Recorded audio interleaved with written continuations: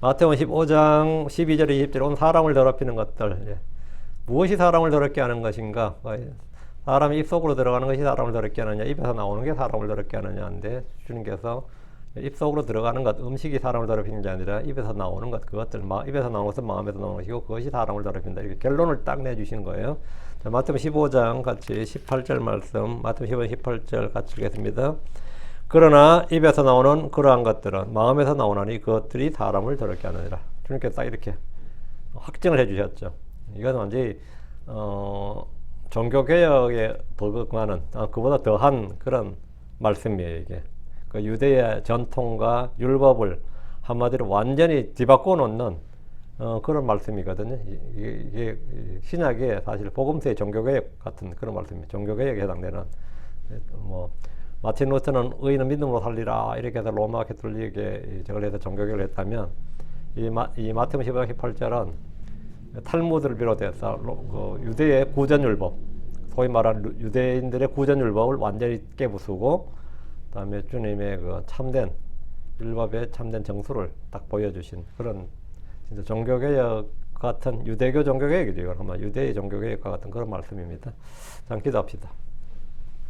이제 우리가 주하는 감사합니다. 하나님께 은혜 주셔서 오늘 주의 말씀을 선포할 때 주의 영을 충만케 하시고 또 듣는 모든 혼들이 마음의 기쁨과 즐거움으로 말씀을 받게 해주시길 간구합니다. 그래서 아버지 하나님 저희가 은혜 안에서 함께 자라는 성도들 되도록 해주시고 우리 주님께서 기초가 되시고 또 머리가 되시고 또 주님께서 저희의 뿌리가 되시고 저희의 모든 것이 되시오니 아버지 하나님 우리 주님부터 힘과 영향을 공급받게 해주시고 주님께서 자라게 하신 대로 자라게 하시고 열매 맺게 해주시되 더 많은 더 좋은 열매를 풍성히 맺도록 해주시고 하나님께 영광이 되게 해주시길 간구합니다. 아버지 하나님께서 은혜와 복을 넘치게 부어주시고 또 듣는 귀를 주시옵시고 깨닫는 마음을 주시옵소서.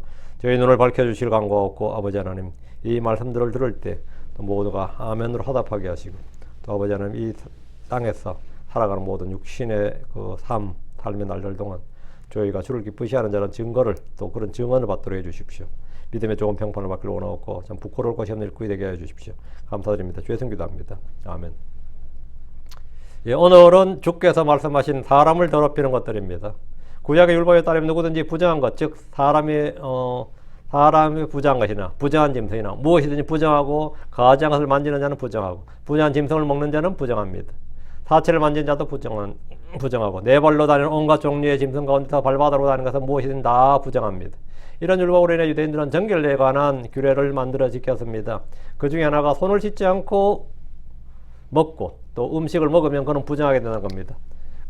부정한 음식만 먹어도 부정하게 되는 게 아니라 손을 씻지 않고 먹어도 그 음식이 뭐든 간에 손을 씻지 않고 먹어도 아니면 장과 대접을 깨끗이 하지 않고 먹어도 그건 부정하게 된다 이거예요.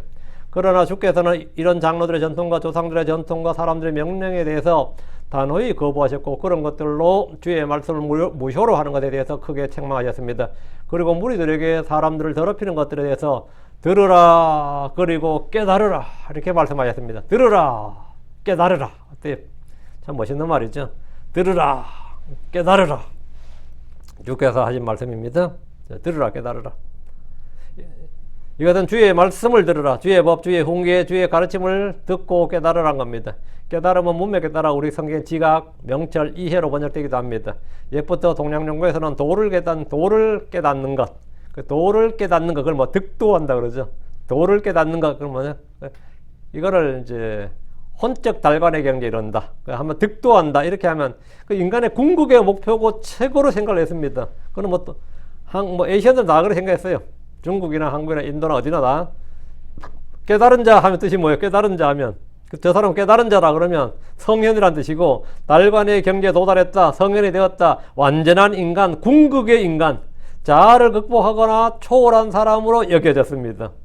그게 탈아라 그래. 인간의 경지를 넘어선 그런 초월적 자아를 가진 그런 뭐뭐에 도달한 사람 이래 본 거죠. 그건 이제 뭐 유교에서는 성현의 경지라 그러고 불교에서는 부처의 경지라 그러고 도교에서는 도인의 경지라 그러고 뭐 그런 거야. 그게 도를 깨닫는다 이거야. 도를 깨달았다. 그 깨닫는 자 이게 제일 중요해. 특히 불교에서는 깨달음만이 윤회를 벗어나고 삼생의 모든 고통을 벗어나는 길 이렇게 가르쳤습니다. 전생, 현생, 내세 그래가지고 삼생의 고통에서 벗어나는 길, 윤회의 고통, 굴레를 벗어나는 길이 뭐냐? 깨달음이야. 대체 뭘 깨달으란 거예요? 그래서 깨달음을 얻기 위해서 명상과 고행과 여러 가지 종교적 수련법을 따라서 수행을 거듭하도록 합니다. 그러나 어떤 사람도 그런 것으로 진리를 깨닫지 못합니다. 성경에 따르면 진리는 예수 그리스도입니다. 진리는 하나의 말씀입니다. 진리는 성령입니다. 성령은 진리시니라 했죠. 이 셋은 수행, 종교적 수행으로 깨달을 수 있는 게 아니라고, 명상으로 깨닫지 못한다. 고행으로 안 된다고. 명상과 수련과 고행과 훈련과 금식과 금욕과 선행 등을 통해서 사람이 어떤 도에, 그들이 말하는 어떤 궁극에, 그 궁극적 깨달음에 도달할 수 있는 것이 아닙니다. 세상의 빛이요 사람들의 빛이요 참빛이신 예수님께서 이 땅에 오셨지만 사람들은 그분이 누구신지 깨닫지 못했습니다. 유대인들은 물론이고 유대 제사장들과 바리새인들과 서기관들도 예수님을 보고 듣고 경험했지만 그분이 주요 그리스도인 줄을 알지 못하고 깨닫지 못했습니다. 그분이 행하신 수많은 일들을 옆에서 보고 듣고 심지어 경험한 사람들, 표적들을 보고도 그분에 대해서 그분이 누구신지, 그분이 어떤 분이신지 전혀 깨닫지 못했습니다. 왜 그런 겁니까? 그들이 빛보다 어둠을 더 사랑하고 하나님으로부터 오는 존귀보다 사람들로부터 오는 존귀와 명예와 칭찬을 더 사랑했기 때문입니다. 무엇보다 그들이 깨닫지 못했던 것은 주의 말씀을 들을 수 없었기 때문입니다.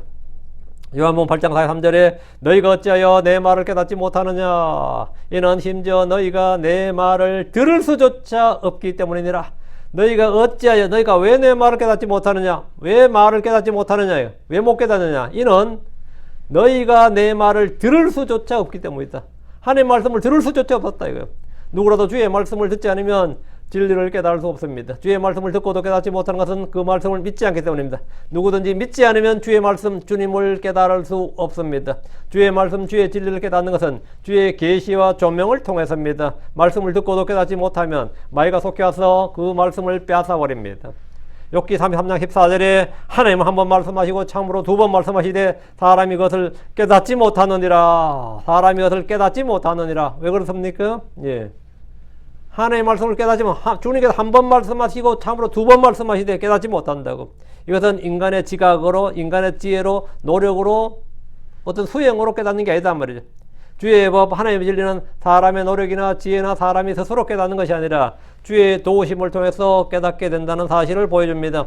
존귀한 가운데 가면서도 깨닫지 못하는 사람은 멸망하는 짐승과 같습니다. 짐승 같은 자는 알지 못하고 깨닫지 못합니다. 내가 주의 말씀을 도무지 깨닫지 못한다. 그것은 그 사람이 어떤 사람이다. 물론 밖으로는 뭐 인품 있고 재능이 많고 돈 잘 벌고 능력 있는 사람, 잘생긴 사람, 무슨 말을 들을지 몰라도 하나님의 평가는 뭐냐? 짐승 같은 자예요.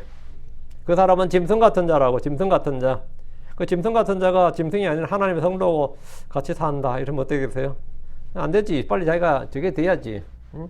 말씀을 믿어서, 주를 믿어서 구원받아야죠. 짐승 같은 자는 알지 못하고 깨닫지 못한다. 예수가 주인 것도 그리스도인 것도 알지 못하는 사람은 어쨌든 간에 그 사람이 뭐 판사든 의사든 그 사람이 교수든 아니면 그 사람이 뭐 유력한 뭐 전문가라고 그 어떤 평가를 받는 사람이라도 어떤 직군의 직업과 어떤 커리어를 쌓은 사람이라도 뭐다 주님의 말씀에 따르면 그는 뭐다 짐승 같은 자예요. 그 사람은 짐승 같은 자라고. 참 짐승들 많죠. 그러면 악한 자들은 심판을 깨닫지 못합니다. 그들이 하나님의 심판에 있다는 사실조차 인정하지 않기 때문에 주의 심판을 깨달을 수 없습니다. 깨닫지 못한다. 그럼 우리는 어떻게 주의 말씀을 깨닫습니까? 첫째, 전능자의 영감이 명철을 줍니다. 전능자의 영감이 명철을 준다. 전능자의 영감이 뭡니까? 모든 성경 기록들은 하나님의 영감으로 주어진 것으로 하나님의 말씀, 영감으로 주신 하나님의 말씀이 우리에게 깨달음, 명철을 준다는 겁니다. 둘째, 주께서 우리의 지각을 열어주시고 명철을 주십니다. 주께서 욥에게 욥기 38장 36절에 누가 속중 신부의 지혜를 넣어주었느냐 혹은 누가 마음에 명철을 주었느냐. 명철, 이게 뭐냐, 누가 마음에 깨달음을 주었느냐. understanding, 지혜, 이게 명철, 지각, 이해력, 깨달음. 혹은 누가 마음에게 깨달음을 주었느냐 이 말이에요. 지혜와 명철은 주께서 주시는 분입니다. 주께서 지혜와 명철을 마음속에 주시는 분인데 성령으로 말미암지 않고는 아무도 예수님을 주라 부를 수 없습니다. 하나님의 말씀인 이 성경 기록, 이것이 영감으로 주신 하나님의 말씀, 정확무하고 절대 오류가 없는 하나님의 말씀이다. 완전하고 순수하고 보존된 말씀이다. 이것을 깨달을 수가 없습니다. 됐지? 말씀의 빛이 명철을 줍니다. 주의 말씀이 들어오면 빛을 주고 이 빛이 단순한 자에게 명철을 주느니라. 시편 119편 130절이죠. 단순한 자에게 명철을 주느니라. 넷째, 주의 훈계들을 통해 우리는 명철을 얻습니다. 주의 훈계들이 내게 명철을 준다. 그래서 내 원수들보다 더 지혜롭게 하고 많은 스승들보다 노인들보다 내가 더 잘 깨닫나이다. 이게 시편 119편 104절이에요. 주의 훈계를 통해서 우리는 명철, 깨달음을 얻습니다. 책망을 귀담아 듣는 자는 명철을 얻습니다. 잠언 15장 32절입니다. 하나님의 아들이 우리에게 깨달음을 주십니다. 하나님의 아들이 오셔서 우리에게 깨달음을 주사. 이게 요한일서 5장 20절. 하나님의 아들이 우리에게 깨달음을 주십니다. 주를 찾는 자들은 모든 것을 깨닫습니다. 잠언 28장 5절. 악한 사람들은 심판을 깨닫지 못하느니라. 그러나 주를 찾는 자들은 모든 것을 깨닫느니라. 주를 찾는 자들. 내가 깨닫게 해서는 뭘 해야 된다? 주를 찾으라. 이거예요. 주를 찾으라. 주를 찾는 자들은 모든 것을 깨닫느니라.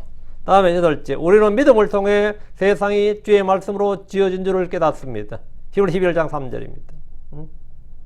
모든 하나님의 말씀으로 지어졌다. 믿음을 통해 우리가 깨닫나니, 우리가 이해하나니. 모든 하나님의 말씀으로 지어졌다. 말씀 지어진 우리가 깨닫는다. 우리는 무엇으로 깨닫는가? 어떻게 깨닫는가? 우리는 주의 말씀을, 주 예수를 어떻게 깨닫는가?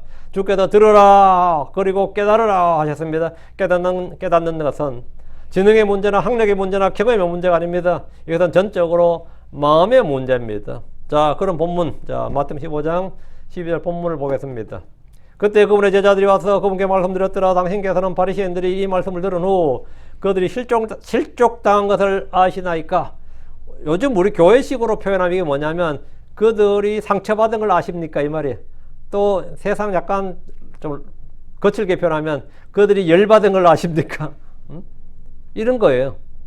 그들이 실족당한 걸 아시나이까? 실족당했다.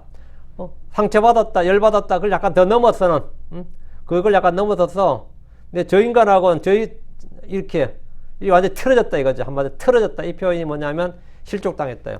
주께서 무리들에게 말씀하실 때 주의 제자들이 주께 와서 그분께 말씀드렸습니다. 손을 씻지 않고 음식을 먹음으로 장로들의 전통을 범한 사람들은 제자들입니다. 덕분에 예루살렘에서 온 바리새인들과 서기관들과 서기관들은 주 예수님과 정면으로 부딪혔고 주님은 그들에게 제자들의 행위나 장로들의 전통에 대해서 설명하거나 설득하거나 변론하지 않았습니다. 이해를 구하지 않았다고 변명하지 않았어요. 주께서는 그들의 죄와 굴복을 지적하시고 책망하셨습니다. 그래 나의 제자들은 장로들의 전통을 범했고 너희는 뭐 했는데 이 말이에요. 너희는 하나님의 말씀을 무효로 만들었다 이거예요. 그 전통으로 너희가 자랑하고 지킨다는 그 전통으로 하나님의 말씀을 무효가 되게 했다 이거예요. 하나님의 율법을 어기는 놈들이 장로들의 전통을 어긴 사람들을 비난하고 정죄하는 것은 말도 되지 않는 헛소리에 불과하기 때문입니다. 우리말에도 뭐 똥 묻은 개가 겨 묻은 개를 나무란다, 뭐 번데기 앞에 주름 잡는다, 공자서 문자 쓴다 이런 표현이 있죠. 이와 같은 표현이 있는데 바리새인들은 제자들이 행한 몇 가지 일을 꼬투리 잡아서 장로들의 전통을 범하나이까 이렇게 막 따졌단 말이죠. 그러면서 사실 제자들 욕하려는 게 아니죠. 주 예수를 공격하고 비난하자 주님은 강력하게 반발하시고 반격하셨습니다. 주께서는 장로들의 전통, 사람들의 전통, 명령을 모두 무시한 것이 아닙니다. 거기에도 일부 좋은 것이 있고 배울 것이 있고 지킬 만한 것들이 있을 겁니다. 다만 그런 것들로 주의 말씀, 주의 법을 무효로 하는 것들에 대해서 분노하신 겁니다. 주의 법은 최상위법입니다. 주의 법은 뭐다? 최상위법이 최고의 법이라고요. 최고의 법. 주의 법을 반대할 수 있는 법, 주의 법을 대신하거나 폐기할 수 있는 법은 없습니다. 율법은 예수 그리스도를 통해서 성취만 있을 뿐입니다. 율법은 성취만 있다. 예를 들어 음식규례나 안식일규례나 할례나 성경규례나 제사장체계나 희생물에 관한 법 등은 우리가 지켜야 할 법이 아닙니다. 지켜야 할 법이 아니다. 이것들은 십자가에 못 박힌 그리스도를 통해 끝이 났습니다. 안식일이 끝나고 주의 첫날이 왔습니다. 안식일이 끝나고 주의 첫날이 밝았더라. 이게 뭐예요? 안식일이 끝나고 이게 뭡니까? 예, 구약이 종결되고 말이에요. 율법 체계가 종결되고 말이죠. 안식일이 끝나고 주의 첫날이 왔다. 그것이 바로 부활입니다. 주 예수로의 부활로 말미암아 새로운 시대, 새로운 세대가 열린 겁니다. 예루살렘의 유대인들은 예수님을 공격했듯이 사도 바울을 적대시했는데 이유는 그가 이방인들뿐 아니라 유대인들에게도 할례를 받지 말라, 관례들에 따라 그래서는 안 된다고 가르치기 때문입니다. 그래서 관례들은 모세의 관례를 말합니다. 사도행전 21장 21절, 사도행전 21장 21절. 그리고 그들이 너희에 대하여 알게 되었으니 이것은 내가 가르치기를 이방인들 가운데 있는 모든 유대인들에게 모세를 저버리게 한다는 것이라 말하였더라. 유대인들은 그들의 아이들에게 할례를 행해서는 안 되며 또한 관례들에 따라 걸어서도 안 된다는 것이라. 이렇게 가르친다는 걸 유대인들이 알게 되니까 유대인들이 분노해야 안 해요. 분노하지. 바울에 대해서 분노한다고. 저 죽여야 된다고. 그 사도 바울이 이렇게 말한 것은 주 예수님이 율법을 성취하셨고 끝마치셨기 때문입니다. 그런데 율법 준수를 가장 중요하게 여기던 사람들이 정작 그들은 전통을 지키느라 율법을 무효로 만들었습니다. 그래서 주님은 그들을 위선자들이요 눈먼 지도자들이라고 말씀하셨던 겁니다. 율법을 주신 분만이 율법을 성취하고 그 법을 무효로 만들고 새 명령, 새 언약, 새 법을 주실 수 있습니다. 새 언약이 오면 당연히 옛 언약은 지나가는 거죠. 새로운 명령이 오면 당연히 옛 것은 폐기되는 거죠. 신법 우선이니까요. 신법 우선이니까. 히브리서 7장 18절에 이는 앞서 나가던 명령, 구약이죠. 구약율법. 그것의 연약한 가지 무익함으로 인하여 진실로 무효가 되었기 때문이라. 근데 지금 복음 세대라니 무효가 안 됐습니다. 이건 십자가 이후에요. 진실로 무효가 되었기 때문이라. 크리스천들은 우리가 율법에서 해방된 것, 구출된 것. 우리는 율법에서 자유로운데 이것은 우리가 율법 아래 있지 않고 은혜 아래 있고 율법에 대해서 죽었기 때문입니다. 예수님께서 자신의 몸으로 율법을 성취하셨기 때문에 우리는 율법에서 구출되고 해방된 겁니다. 그분은 십자가 위에서 증서를 모두 폐하셨습니다. 에베소서 2장 15절에 그분의 육체 안에서 원수되게 하는 것을 폐하셨으니 즉 규례들의 수록된 명령들의 율법이라. 규례들의 수록된 명령들의 율법이다. 이 구전율법이란 것은 아예 율법 자체도 아니니까 폐할 것도 없고요. 그건 완전히 그냥 아무것도 아닌 것이고. 이런 지식은 지금 정통 유대인이나 근본주 유대인이나 보수적인 유대인들 뿐 아니라 요즘 현재 있는 이 미국의 메시아닉 유대인들에게도 씻어먹히지 않는 말입니다. 그들은 유대교의 정체성을 지켜야 한다는 생각뿐입니다. 바리새인들과 서기관들 역시 주의 법을 지키는 것이 아니라 유대교의 전통을 통해서 민족적, 종교적 정체성을 수호할 생각이 가장 컸습니다. 제자들은 주께서 하시는 말씀들을 듣고 속이 시원하다, 진리를 깨달았다, 은혜가 넘친다는 것이 아니라 걱정이 앞섰습니다. 바리새인들이 실족했다. 바리새인들이 열받았다. 바리새인들이 마음 감정이 완전히 상했다. 그들이 한마디로 우리에게 적대적이 되었다 이 말입니다. 열받아서 우리에게 지금 적대적이 되었다. 그래서 주님께 와서 당신께서 바리새인들이 이 말씀을 들은 후 그들이 실족한 것을 아시나이까? 실족당한 것을 아시나이까? 이랬어요. 이 말은 주의 말씀에 바리새인들이 완전히 상처를 받았고 분노했고 들끓고 있다는 겁니다. 그들에게 지지를 받아도 지금 어려운 판국에 시국이 어려운데 그들을 이 적으로 돌리면 어떡하느냐. 제자들은 지금 이런 생각을 한 거죠. 그들에게 미움과 적대감을 불러일으켰다 예수님께서. 그것도 대놓고 말이죠. 바리새인들이 받았을 상처는 쉽게 짐작이 갑니다. 그들이 평생 가르쳤던 고르반의 규례가 하나님의 말씀을 무효로 만드는 불법임이 드러났고 그들의 위선과 탐욕이 사람들 앞에서 공개되었고 그것이 비성경적이고 반성경적이라는 말을 들었을 때 그걸 업으로 사는 사람들의 그 수치와 당혹감이 어땠을 것 같아요. 그것도 무리들 앞에서 주님이 공개적으로 뒤로 불러가지고 비밀리에 말한 것도 아니고 따로 사적으로 고쳐라 이렇게 아니잖아요. 공개적으로 쪽을 줬으니 얼마나 열받았고 진짜 실족을 했겠어요. 지금까지 누구도 이 문제를 공개적으로 드러내지 않았고 감히 그들 앞에서 그렇게 말하지 못했습니다. 독일의 마틴 루터가 로마 캐톨릭 교회가 11세기부터 판매한 면죄부에 대해서 아무도 어떤 성직자들 어떤 종교인들도 말하지 않을 때 어떤 영주도 어떤 왕도 그 감히 교황청이 하는 일에 대해서 토를 달지 못했을 때 말이죠. 그때 1517년 10월 31일에 95개조의 반박문을 통해서 교황의 칙서와 교리를 공개적으로 책망했습니다. 그럼에도 루터 역시 처음에는 일이 이렇게 커질 줄은 몰랐고 감히 교황에 대해서 공개적으로 반박하지 못했습니다. 이보다 더한 일이 그 로마 캐톨릭의 대항에서 일어났던 프로테스탄트라잖아요. 이게 뭐죠? 프로테스트. 이게 항의하다. 그죠? 항의하는 자들이라는 뜻이. 그게 프로테스탄트예요. 로마 캐톨릭에 항의했다. 덤벼들었다 이 말이죠. 반박하고. 그런데 지금 예수님이 말한 이 고르반이란 것은 천년을 내려오는 구전율법을 한마디로 반박을 하는 겁니다. 천년을 내려오는 이 장로들의 전통 말하는 이런 것들을 완전히 반박을 하는 거예요. 공개적으로 반박했어요. 제자들은 바리새인들이 실족했다는 사실을 주님께 보고했습니다. 이건 좀 다급한 거예요. 또 심각한 겁니다. 제자들에게 이것은 심각한 위협이었고 좋지 않은 일이었습니다. 애들이 예루살렘으로 돌아가서 예수를 이단이니 사입인이라고 정죄하고 장로들의 전통을 버리고 무시하고 지키지 않는 자들이라고 판결해버리면 민심도 떠날 가능성이 아주 높게 되는 겁니다. 그리고 예수님 졸지에 이단화가 되는 거죠. 그럼 어떻게 돼요? 예수를 따랐던 제자들에게는 상당히 안 좋은 징조죠. 지금 그래서 지금 이 말을 지금 제자들이 지금 하고 있는 거예요. 예수님한테 와서. 자, 13절. 그러나 그분께서 대답하여 말씀하였더라. 나의 하늘아버지께서 심지 아니하신 모든 초목은 뿌리째 뽑히리라. 여기 나의 하늘아버지께서 심지 아니하신 모든 초목 언더라인 쪽 하고, 나의 하늘아버지께서 심지 아니하신 모든 초목. 바리새인들이 실족했다는 제자들의 말에 주께서는 나의 하늘아버지께서 심지 아니하신 모든 초목은 뿌리째 뽑히리라 했습니다. 이 답이 어떻게 되는 거예요? 지금 동문서답 같아요? 아니면 연결이 됩니까? 주님, 제자들이 주님께 와가지고 바리새인들이 예수님 말씀에 실족했다고. 그 제자들이 그 예수님께서 그게 아니고 뭐 이렇게 사정이 전후가 이렇게 되고 이렇게 이해시킨 게 아니라 이렇게 대답을 이렇게 하셨어요. 그럼 제자들은 하고 알아듣겠어요? 잘 봐요.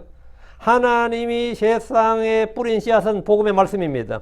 마귀는 그 말씀을 빼앗아갑니다. 우린 주께 받은 그 말씀으로 다시 태어납니다.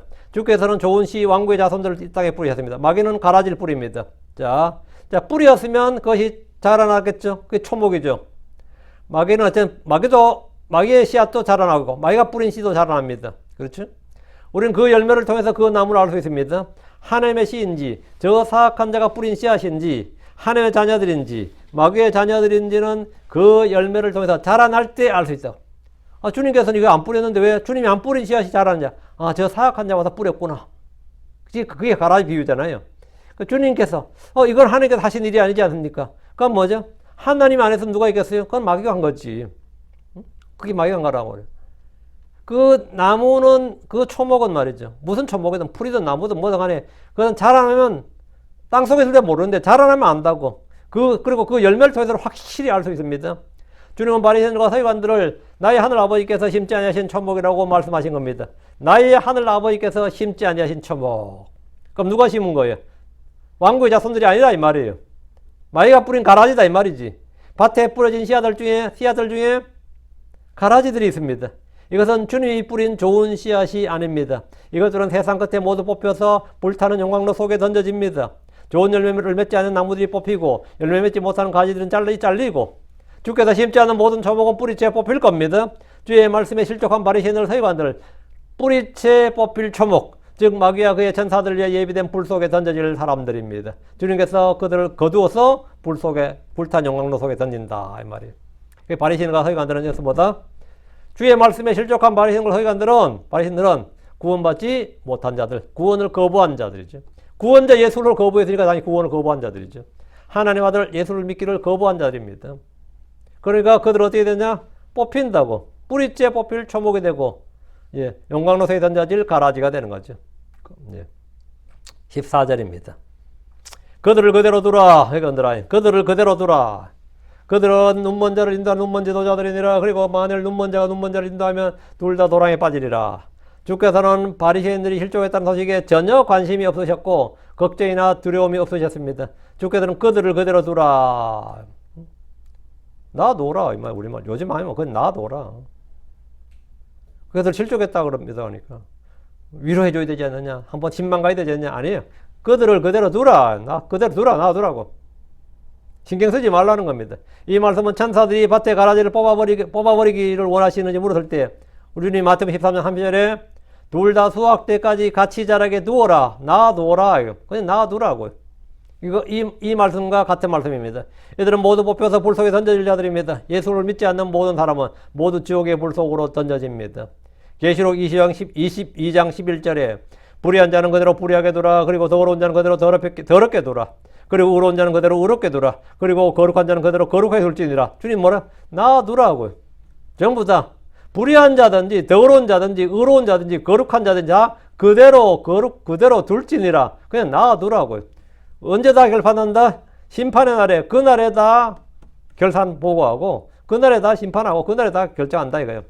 이것이 그들을 그대로 두라 이 말씀의 실제적인 예입니다. 지금 다시 14절. 그들은 눈먼 자를 인도하는 눈먼 지도자들이니라. 주께서는 바리새인들에 대해서 눈먼 자를 인도하는 눈먼 지도자들이라고 하셨습니다.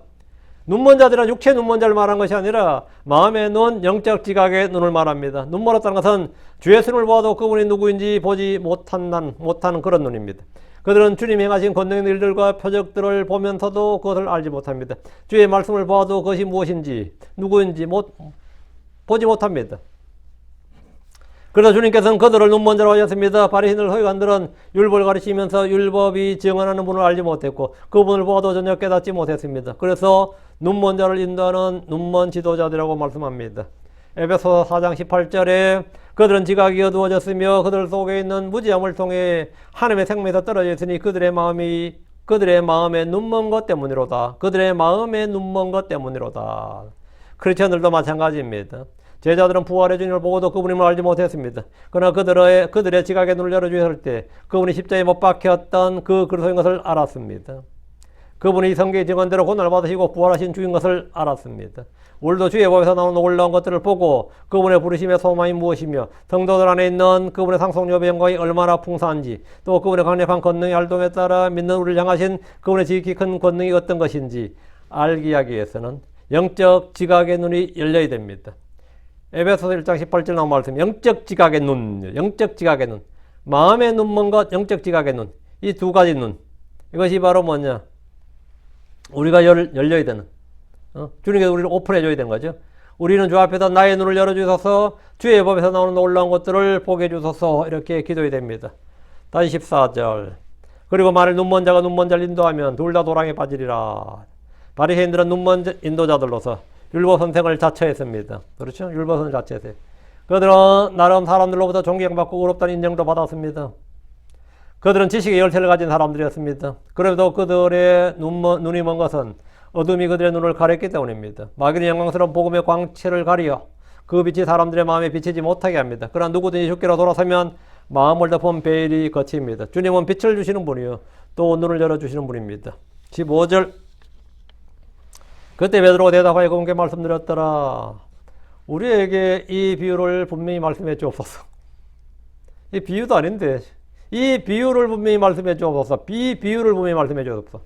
베드로는 주의 말씀을 들었지만 주께서 무슨 말씀을 하시는지 전혀 알아듣지 못했습니다. 그래서 알기 쉽게 설명해 줄 것을 구했습니다. 왕국의 비유처럼 똑같은 그런 비유를 생각한 겁니다. 우리에게 이 비유를 분명히 말씀해 주옵소서.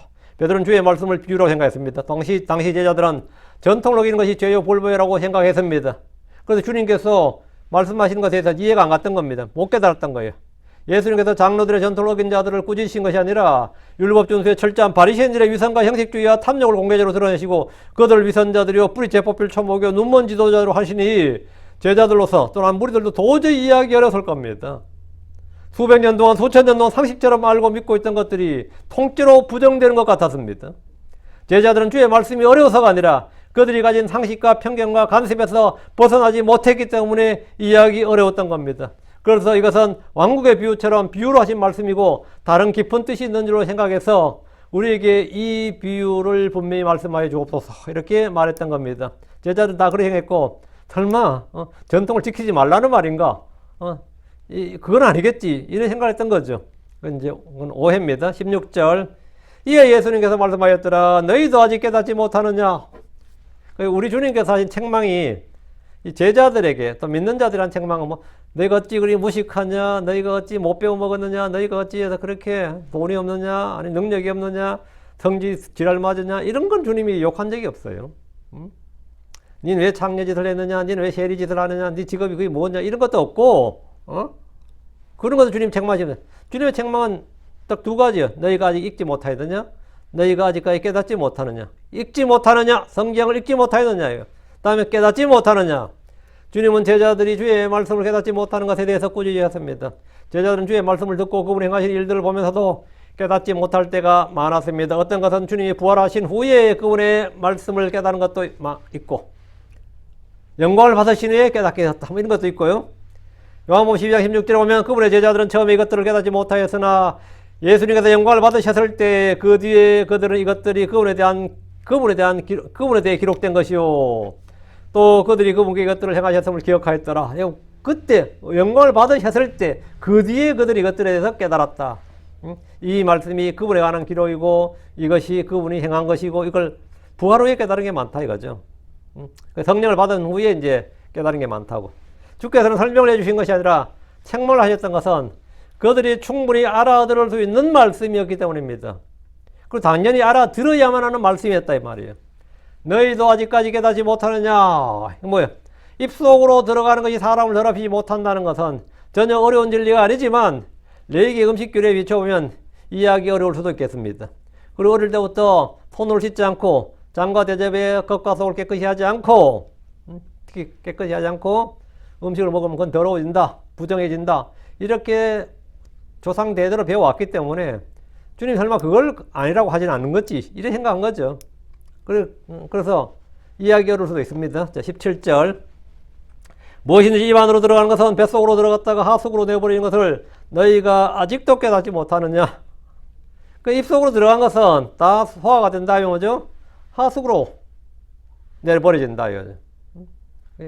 여러분, 지금의 우리야, 뭐, 진짜 하수 시설이 도시 핵심이 뭐죠?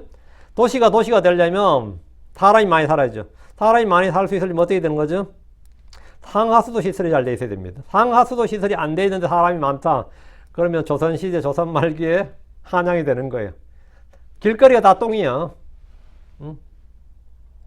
길거리가 다 똥이었다고. 하수 시설을 만드는 걸 몰랐기 때문에 그럼 항상 질병이나 이게 창궐하게 되고 난리도 아닌 거죠. 뭐 아마 우리가 일본에서 감사할 거 별로 없다고 하더라도 아무리 반일몰이 하더라도 하나는 감사해야 됩니다. 조선의 하수구 시설을 갖춰준 거예요. 오자마자 엄청난 돈을 들여서 조선의 시민의 세금을 거둔 게 아니고 일본 돈을 가져와서 조선인의 노동력으로 상하수도를 갖췄다는 거. 야, 이건 진짜 엄청난 거거든요. 이게 바로, 근데 무엇이든 입 안으로 들어가는 것은 뱃속으로 들어갔다가 하속으로 내버려지는 줄 너희가 아직도 깨닫지 못했냐. 주께서는 간단 명료하게 제자들에게 설명해 주시면서 다시 한번 책망하셨습니다. 너희가 아직도 깨닫지 못하느냐, 이렇게. 너희가 아직도, 이 하속을 다른데 뭐라 됐어요? 이거 마시면 흑음도 뒷간으로 되는데, 야, 이거 옛날 용어인데, 뒷간으로. 뒷간으로. 화장실 한 뜻이죠. 예. 보면 너희가 아직도 깨닫지 못하느냐 했는데, 자, 우리 주님께서 제자들이 자주 하신 질문 또는 책망이죠. 주님이 사람들이 하신 책망은 두 가지로 했죠. 너희가 읽지 못하느냐, 아니면 너희가 아직도 깨닫지 못하느냐. 물론 바리새인들은 무엇인지 입 안으로 들어가는 것은 뱃속으로 들어갔다가 하수로 내버려지는 것은 내버려진다. 이거는 설마 바리새인들이 아니라 누구나 다 아는 상식이죠. 바리새인들 이걸 못 깨닫겠어요? 제자들 이걸 못 깨닫느냐? 이걸 깨닫지 못하는 사람 아무도 없습니다. 그런데 유대인들은 입속으로 들어가는 것이 사람을 더럽힌다고 생각을 했고, 그렇게 배웠고, 그렇게 가르쳤습니다. 무언가를 만지는 것만으로 사람이 더럽혀진다고 생각을 했습니다. 왜 그래요? 혼과 몸이 붙어 있었단 말이에요. 몸이 더럽혀지면 혼도 더럽혀진다는 거예요.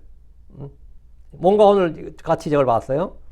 근데 이제 이 그리스도의 할례로 손을 하지 않는 할례, 영적 할례를 받은 사람들은 이제 여기서 해방되는 거죠. 어쨌든 율법에 따르면 부정한 물건, 부정하다고 규정된 동물들, 땅에 기는 것, 비늘이 없는 어류 등을 먹으면 그는 부정한 사람이 되는 것은 율법을 배운 유대인들에게 어릴 때부터 배워왔는데 그건 상식이단 말이죠. 근데 주님께서 무엇이든지 입 안으로 들어가는 것은 그 사람을 더럽히지 못한다 하시니 이게 단지 그 조상들 전통, 장로의 전통에 관한 문제냐는 거예요. 그 제자들이 이해하기 어려울 수가 있죠, 당연히. 사실 베드로는 먹는 문제에 대해서는 오랫동안 유대인들의 관습과 전통에서 벗어나지 못했습니다. 예수님이 부활했다고 해서 먹는 게 바뀌진 않을 거 아니에요. 예수님이 부활했다고 안 먹던 돼지고기 먹진 않을 거 아니냐고, 베드로가 아무리 이제 해방이 하고 나서 그때부터 새우도 먹고 돼지도 먹고 그러진 않을 거 아니에요, 유대인들이. 그죠? 이방인들과 같이 식사하는 것도 어렵고 피했습니다. 주께서는 베드로에게 이 진리를 분명히 알려주셨고, 주님이 깨끗하게, 하나님께서 깨끗하게 하신 것을 너희가 속되다, 부정하다 하지 말라. 이건 3번이나 명령을 주셨어요. 그게 사도행전 10장 11절 12절입니다. 그리고 하늘이 열린 것과 마치 내 모퉁이를 마치 내 기퉁이를 맨 큰 보재 같은 어떤 그릇 하나가 그에게 내려온 것과 땅으로 내려온 것을 보았더라. 그 안에 온갖 형태의 4발 가진 땅의 짐승들과 들짐승들과 기는 것들과 공중의 날짐승들이 있더라. 이것은 율법에서 부정한 것들로 규정된 것들이고 유대인들이 먹어서는 안 되는 것입니다. 그런데 주님은 베드로에게 명령하시기를 뭐랬어요? 사도행전 10장 14절. 그리고 한 음성이 그에게 이르렀으니 일어나라 베드로야 잡아서 먹으라. 이게 주의 명령입니다. 온갖 부정한 것, 기는 것, 만지기에도 안 된다는 그런 것들을 주님 뭐란 거예요? 일어나라 베드로야 잡아서 먹으라. 이렇게 한 거예요. 이게 뭔 말이냐고. 14절. 그러나 베드로가 말하였더라. 그리할 수 없나이다 주여. 이런 내가 속되거나 부정한 어떤 것도 결코 먹은 적이 없기 때문이다. 과거에도 먹은 적이 없고 현재도 먹지 않고 있고 앞으로도 먹을 일 없다 이거예요. 그리할 수 없나이다. 주의 명령이라도 난 못하겠다 이거예요. 주의 명령도 못하겠다 이거예요. 주님이 먹으라고 명령하셨음에도 베드로 먹을 수 없다고 했습니다. 그건 한 번도 먹은 적이 없기 때문입니다. 주님은 3번이나 베드로에게 반복해서 명령하셨습니다. 주님 베드로에게 하나님께서 깨끗하게 하신 것을 내가 속되다 부르지 말라. 이렇게. 주께서 제자들을 책망하신 것은 그들이 구약의 율법과 전통에서 벗어나서 복음의 진리로 들어가게 하기 위한 것입니다. 이제 복음의 진리로 들어가라 이거. 은혜 안으로 들어가는 거죠. 18절. 그러나 입에서 나오는 그것들은 마음에서 나오며 또 그것들이 사람을 더럽히느니라. 사람을 더럽게 하느니라. 주께서 입으로 들어가는 것에 온 신경을 쓰는 유대인들에게 또 제자들에게 주님은 입에서 나오는 것에 대해 신경을 쓰라고 하셨습니다. 입으로 들어가는 것에 신경 쓰는 게 아니고 입에서 나오는 것에 신경을 쓰라고. 사람을 더럽게 하는 것은 입으로 들어가는 것이 아니라 입에서 나오는 것들이다. 그리고 입에서 나오는 그것들은 마음에서 나오며 사람의 입에서 나오는 것은 마음에서 나온다. 그래서 입은 출구다. 그냥 문 읽고 사실은 마음이 창고가 되는 거죠. 마음이 보고 창고가 되는 거죠.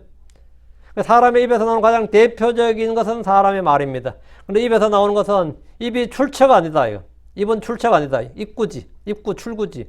그 입은 먹는 것에 몸의 입구가 되죠. 먹는 것으로는 몸으로 보는 입구가 되고, 그다음에 마음의 입구는 아니죠. 마음의 출구가 되는 거죠. 음식의 입장에서는 음식의 입구가 되고 마음의 출구, 몸의 입구, 마음의 출구가 되는 거죠. 예.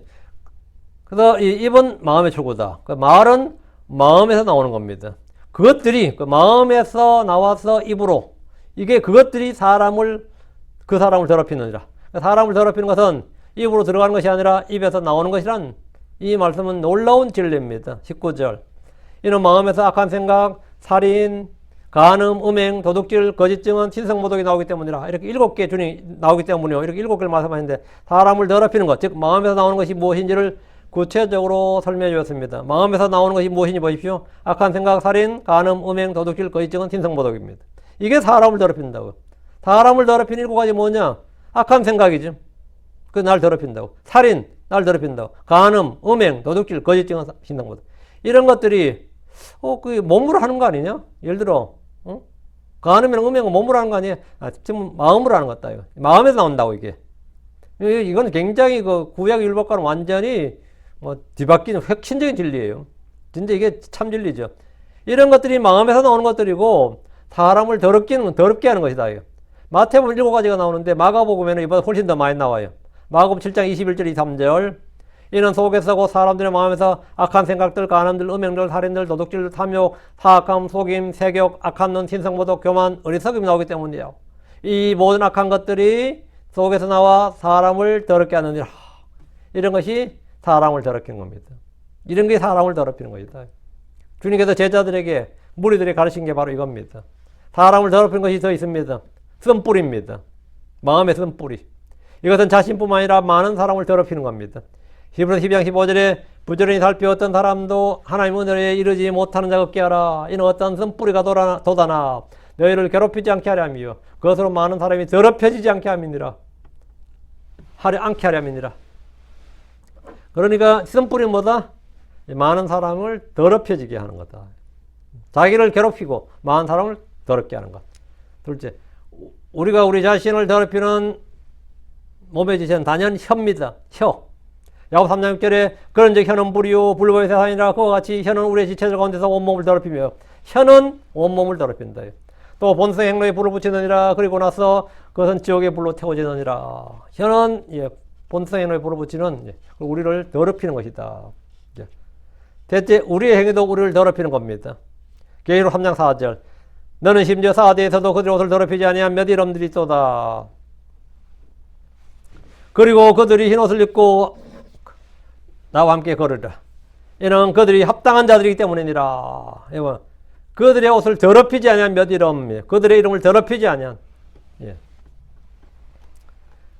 이거 우리의 행위나 우리를 더럽힌다 이 말이지. 20절입니다. 이것들이 사람을 더럽게 하는 것들이니라. 그러나 씻지 않은 손으로 먹는 것은 사람을 더럽히지 아니하느니라. 주께서 제자들에게 사람을 더럽게 하는 것 쭉 말씀해 주시고 핵심은 마음이다. 우리의 마음은 더러움을 만들어내는 공장과 같고 밭과 같다. 이 생산 공장과 생산 기지, 생산 공장 같은 것이다. 이거.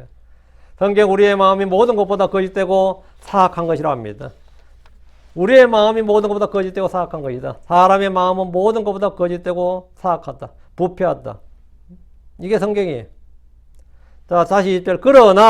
그러나 씻지 않는 손으로 먹는 것은 사람을 더럽히지 아니하느니라. 그러나 씻지 않는 손으로 먹는 것은 사람을 더럽히지 아니하느니라. 주께서 이 문제에 대해서 완전히 결론을 내리셨습니다. 이제 결론이에요. 씻지 않는 손으로 먹는 것은 사람을 더럽히지 않는다. 이것이 주 예수님의 권위 있는 말씀이요 결론입니다. 주님의 이 말씀은 바리새인들과 서기관들이 오랫동안 가르쳐온 장로들의 전통을 정면으로 부정해버리신 일대 사건이다. 이거 뭐 유대 종교의 계획, 종교계획 사건이에요. 이게. 뭐 주님께서 다른 뭐 많은 것도 있지만 이건 뭐 대놓고 지금 이렇게 선포를 해버리셨기 때문에 그 수백 년, 수천 년 내려오던 이거를 완전 그냥 정면으로 부정해버리신 거예요.